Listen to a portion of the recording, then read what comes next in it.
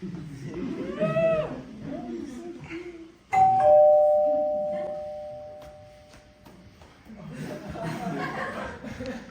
of Lord Timon's men?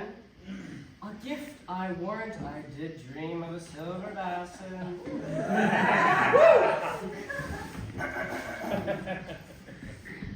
Servilius, honest Servilius, you are welcome, friend. And how does that honorable gentleman of Athens, thy master? His health is well, sir. I am right glad that his health is well, sir. And what hast thou there, pretty Servilius? Faith.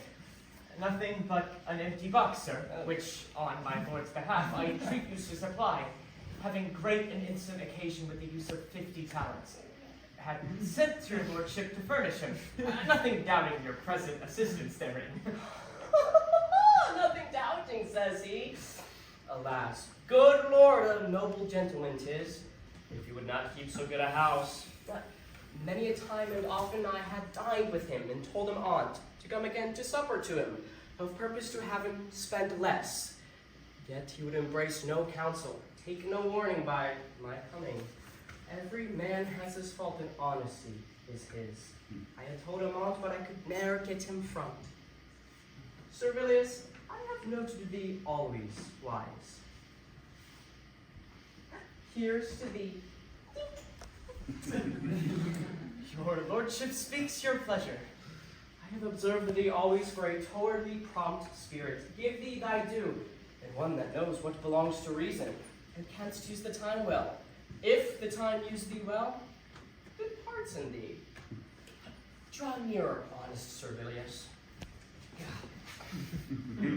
Thy lord's a bountiful gentleman, but thou art wise, and thou knowest well enough, although thou comest to me, that this is no time to lend money, especially upon bare friendship, without security.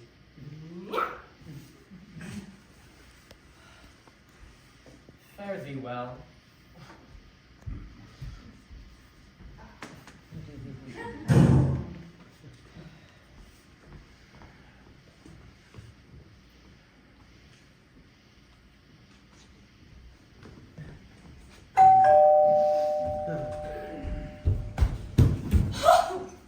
Servilius, you are kindly met, sir. Commend me to thy honorable, virtuous lord, my most exquisite friend. If it pleases, madam, my master hath sent. Oh, what has he sent? That lord is ever sending. I am so much endeared to him. How shall I thank him, thinkest thou? And what has he sent now? Has only sent his present occasion now, having great and instant the use of 50 talents. I know his lordship is but merry with me. He cannot want 50 talents. But he asks for less now, madam. If the occasion were not so virtuous, I would not urge half so faithfully. Dost thou speak seriously, Servilius? Upon my soul, 'tis true, madam.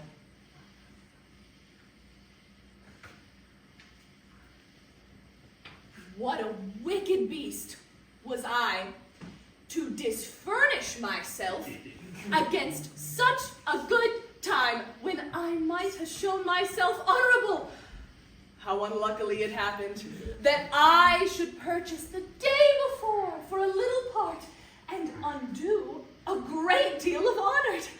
Servilius, commend me bountifully to his good lordship, and tell him that it is my greatest affliction that I cannot pleasure such a good lord. Good Servilius, will you befriend me so far as to use mine own words to him? Yes, my lady. I shall. I'll look you out a good turn, Servilius.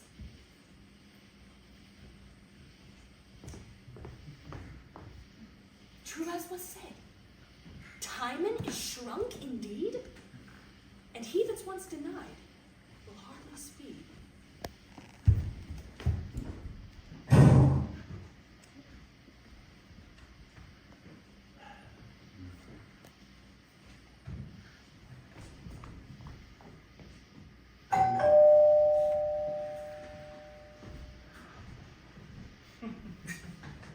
Tis true that Timon calls for talents, then. Must he needs trouble me in't?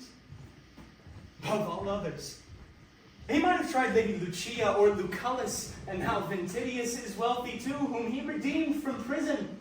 All these owe their estates unto him. My lord, they have all denied him. How have they denied him? Have Lucia and Lucullus denied him? And does he send to me 3? It shows but little love or judgment in him. Must I be his last refuge? His friends, like physicians, thrive, give him over. Must I take the cure upon me? Has much disgraced me in't. I am angry at him that might have known my place. I see no sense for it, but his occasion might have wooed me first. For in my conscience, I was the first that e'er received gift from him. And does he think so backwardly of me now that I'll requite its last? No. So it may prove an argument of laughter to the rest. Amongst the lords I be thought a fool. Now with their faint reply this answer joins. He who bates mine honor shall not know my coin. But thou art wise and poor, good Servilius. 'Tis no fault of thine, thy master's a fool. Here's 3 solidaires for thee.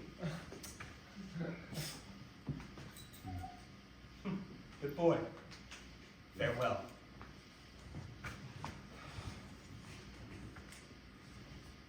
Is it possible the world should so much differ when we alive have lived? Fly, tempest, to him that worships thee! Now I see thou art a fool and fit for thy master.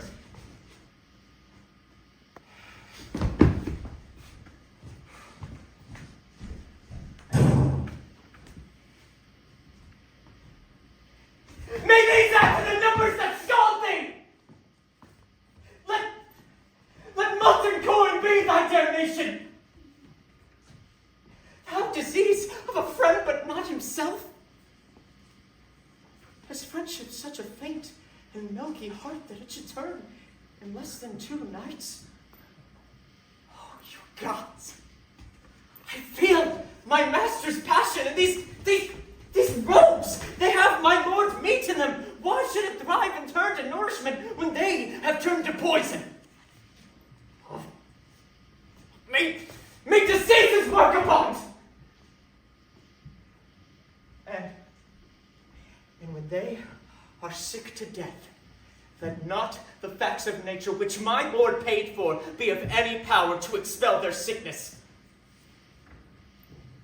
But instead, prolong their hour.